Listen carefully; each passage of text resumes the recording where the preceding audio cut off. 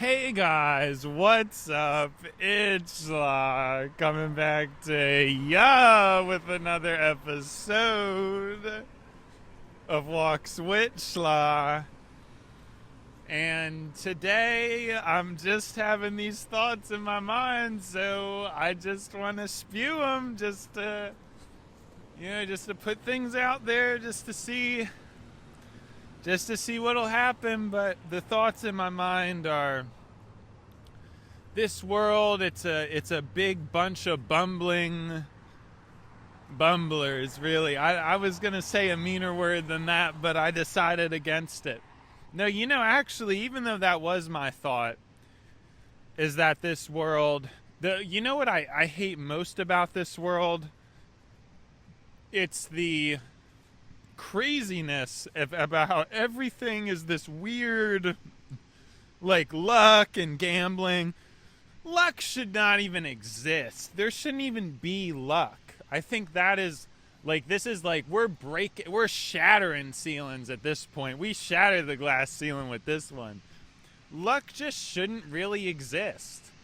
As a force, I think I just fundamentally disagree with it. Gambling and luck and anything to do with luck or chance, it's just not good. It's just not good. It doesn't really make any sense, and we should basically do just about everything we can to eliminate it. So, why do I say this? And I guess I'm not really going to have too much insight about it because I haven't really thought about it before. I mean, it totally aligns with basically everything I've said, but I haven't really thought about it, so this one's probably going to need to get plugged into GPT, and then it's kind of going to educate me on...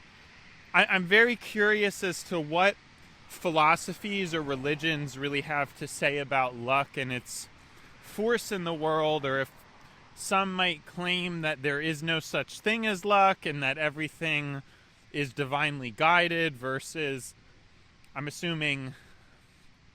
under atheism, luck is a true force, and that luck is truth. But besides the point, it's just not a good thing. It's not really fair. Luck isn't really fair, and why are we so obsessed with it? Why are humans so obsessed? All right, wait, sorry. That's a new that's a new concept. That's not what I wanted to talk about. We're going a little bit too quick with this episode. First, I wanted to say that the whole world is a bunch of stupid, bumbling idiots. That's what my opening line was going to be. But I realize now that that's not really...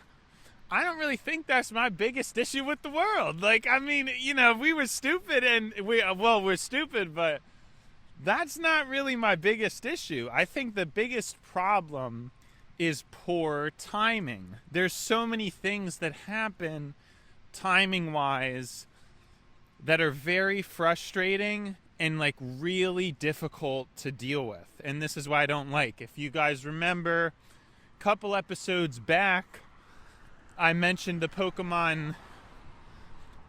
I don't actually know what it's called. If it's called the Go Plus Plus or the whatever. They made this flatter version of this Pokeball accessory, and I had seen it in stores for its regular price, and now it's worth a ton of money. They're selling for way too much money on eBay. It's probably gone up 2.5 times in value, and I could have hoarded those things, man. If I knew that was going to happen, I would have just bought them all up. You know what I'm saying? Because it was a cool product. I would have at least bought one, but I would have just, if I knew they were going to go up, I would have just spent hundreds of dollars on them, And so, yeah, it's stuff like that happens, and I didn't get it because at the time, I didn't really need it, and I was curious about Pokemon Sleep, but...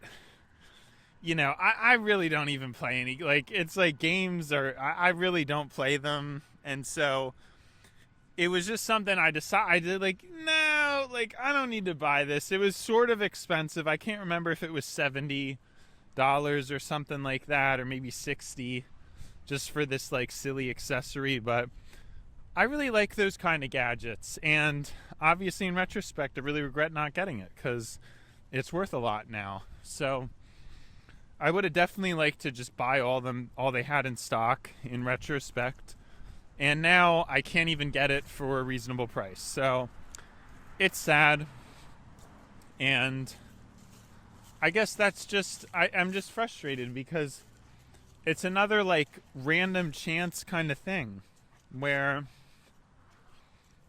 like there's no way to like there would be no way for me to know what to do. It's just like really random and haphazard what humans care about and what they don't care about. It's entirely possible, sometimes these weird gadgets come out and then they're worthless. It's like they come out and it's entirely possible now it could be half as much or even less on eBay. There's lots of failed kind of like tech gadget experiments as well. They're not all a success, so you never really know. And that's kind of the problem with the nature of this world, I think, is that not only do you never really know in general, but it's the unpredictable nature of humans. It's how most humans, I don't really think they have much autonomy over themselves or their thoughts. They kind of just loosely bounce around and do things fairly haphazardly. They may believe and say one thing one week and then the next week believe or say a different thing, especially in this day and age. I mean, that's a bit of an exaggeration. It might usually be, over the course of obviously longer periods of times, like months or years, really. And people don't know what's best for them. There's no concerted effort to plan things properly or organize properly for some kind of greater, higher good or anything like that. And so it's obviously very frustrating. It's very frustrating to interact with and see the world as it is and have to be stressed and just, submerged in this world because obviously I take this time every single day, every single working day.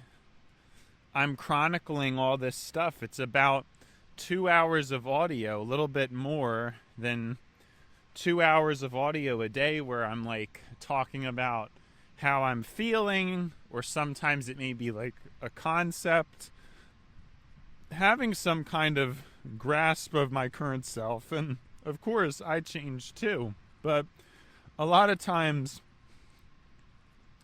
my changes are less haphazard and they're more concerted.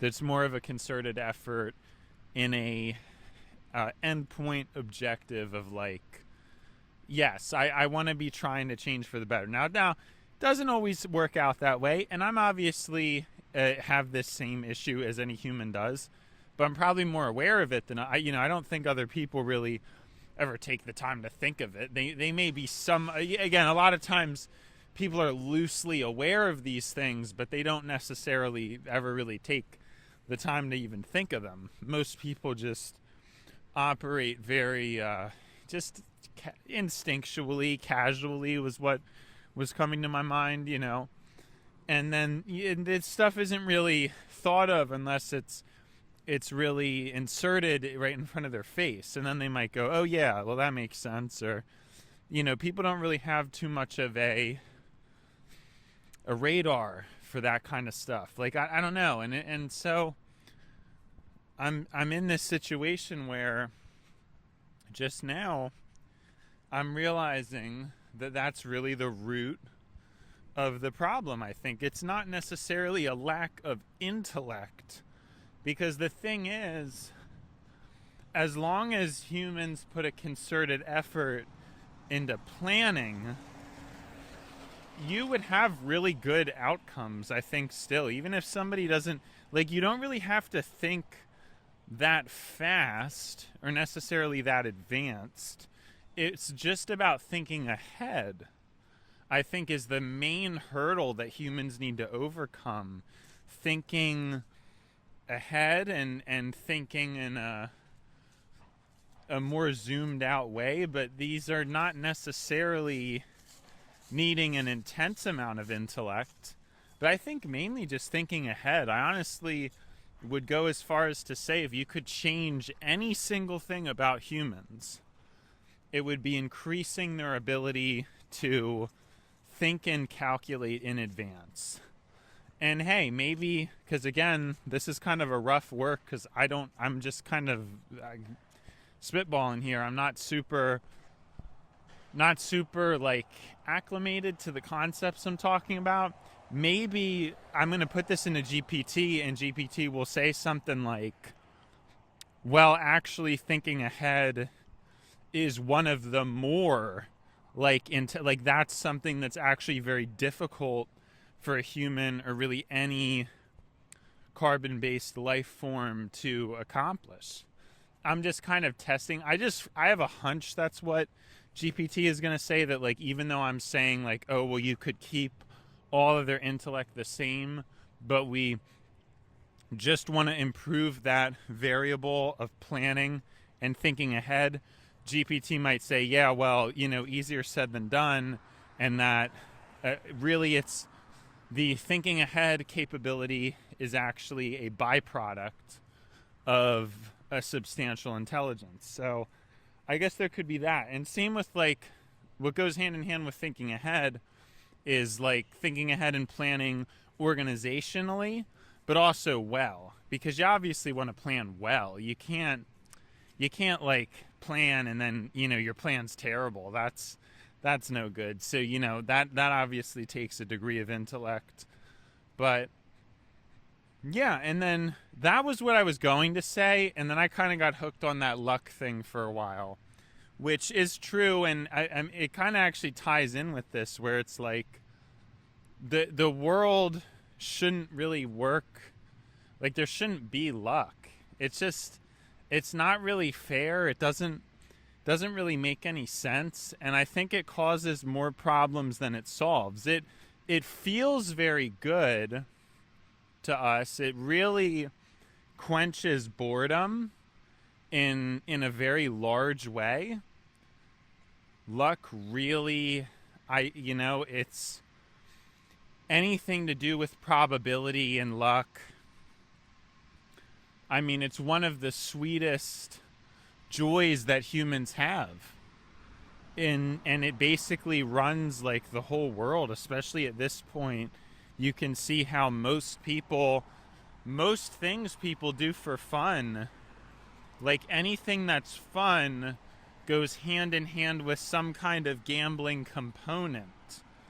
Even if it's not even implicitly there, everything's been gamified in this slot machine type of setup. Even, again, people who might not like gambling, or they might say they don't like gambling, they're still going to be on TikTok like anybody else, and that's basically, working as a slot machine, or even YouTube or any of these things. They now work in a way as to try to be as addictive as possible. It's not just video games, but like everything sort of gets constructed in that way. And a lot of people say this theory, and I think it sounds pretty stupid, but I guess it's like, oh, life is like a video game.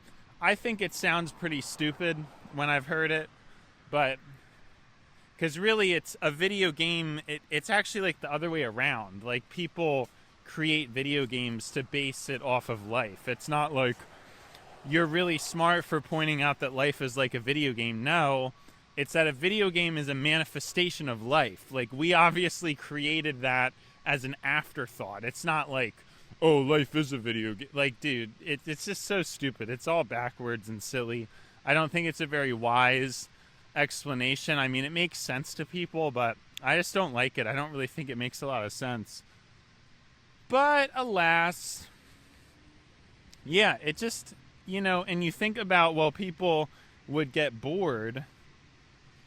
So what? Grow up. You know what I'm saying? Like, not everything has to be like we've seen this. We see this now where boredom, like, it's not good.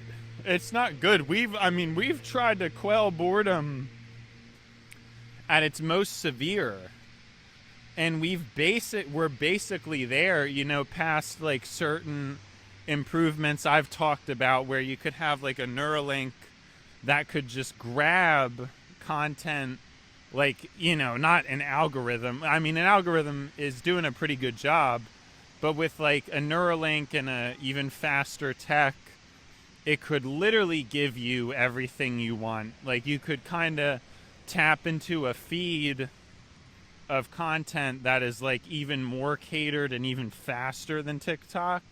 That's definitely on the horizon. And, riddled with advertisements and temptations and all this kind of stuff. We're definitely heading in that direction, but so we're not fully maxed out yet, but we basically are. And I know I've articulated the same idea before, same exact idea, that we're basically at that end point where boredom is solved. I mean, and for some reason that's what humans have pursued.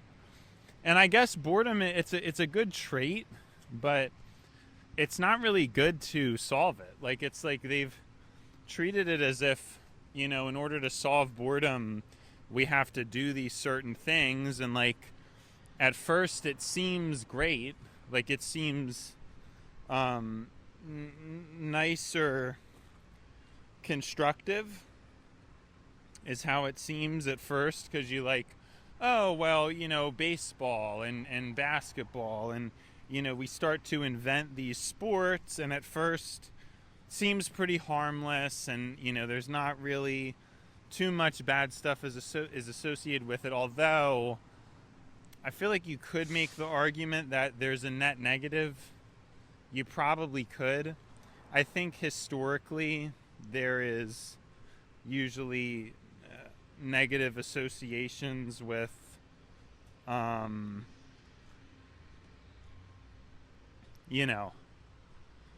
sorry, I just did something wrong and it might cause problems, so I'm very upset. I've just been this thing, and I'm not paying attention or thinking very well, so I'm sad, and it's just not good. Not a good situation, because it probably went through, and then, oh man, second time I've done that kind of thing. It's just like very frustrating. Anyways, no, that really ruined my day. That really ruined my day that I just did that, because that's not even the first time I've done that. It really ruins my day, because I shouldn't be making mistakes like this either. It's with the clock in, clock out thing. I mean, it looks okay, so yeah, I mean, it's showing up okay, so maybe we're in luck. I don't know. Maybe I got nothing to worry about. All right. Well, we're just gonna roll with it. Sorry for the. I know that didn't really have anything to do.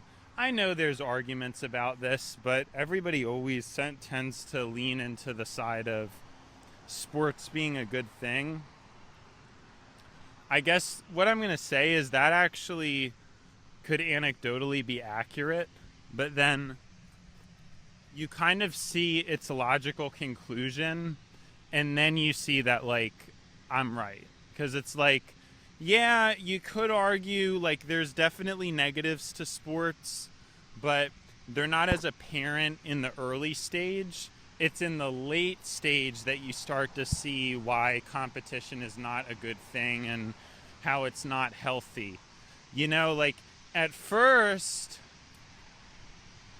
competition and capitalism, it's amazing. It actually is, like, a very remarkable concept, and what it does, for health and to get people exercising and bonding over sports, watching the same sports and bonding over talking about it.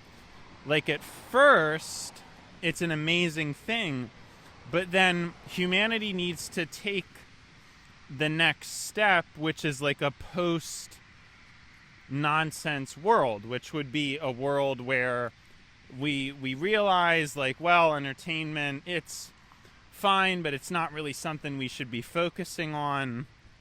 And instead of taking that next step, you almost like take a step backwards, because now we're just so hooked on sports that and games. It's so much worse, because now you're dealing with hyperpersonalization, my theory of hyperpersonalization. And so now it's like people play thousands of different games and there's no bonding, and it's hyper curated for each person. And then we come to find out that hobbies and stuff actually create individuality. They actually create it. They harbor it. Our environments harbor individuality. Isn't that something? And you don't really think about it, but yeah, not only what you do, you become, but it's what's around you that you become. It's whatever gave you the choice to do what you did. And so in the beginning, competition works because there's limited choices, so it doesn't start to affect social bonding or social cohesion. But then when you're at the late stage that we're at now, it does. And then you find out that was supposed to be a stepping stone. We were supposed to use it to get to a post-human reality where we can find entertainment out of something that is not gambling based, or it's not risk based, because that's really the step forward, is to become enlightened in that sense. And humanity is actually slipping backwards, because now you have advertising and addiction, and people do sports betting and gambling, and there's lots of middlemen. I almost said mini-men. But yeah, it's like sports now, it's like riddled with advertising. And so you get these things introduced that humanity invents, and then eventually somebody gets greedy and just wants to milk it. And then you don't have an astute enough humanity to put their foot down and say, we're not going to do that anymore. Now it's time to, take a step. And it may be boring, but we see Boredom's logical conclusion, which is that any of these things that are done as a means to eliminate free time or boredom for the sake of boredom, even if in the moment, temporarily, or for a certain era, they have some kind of positive effect, and you can make an argument in the long run, they are not. In the long run, it's just not the case. There's usually no benefit. It becomes a hedonistic cycle, and it becomes destructive. So we have to really hyper-analyze all these things that we do as humans, the positive and the negative, and see their logical conclusion, not only debate them in the present. Because now we see that sports aren't good, and now we have to get rid of them, and we have to, and of course we're not. People are more addicted than ever. I'm like the only person who you're really going to hear this from, but I'm super curious to see GPT's calculation of all this, because I think I'm striking a bullseye. I think this is a Eureka moment for my ideology and philosophy and all that stuff. So anyways, it's been schla, but now it's time to buy schla. So see you schla.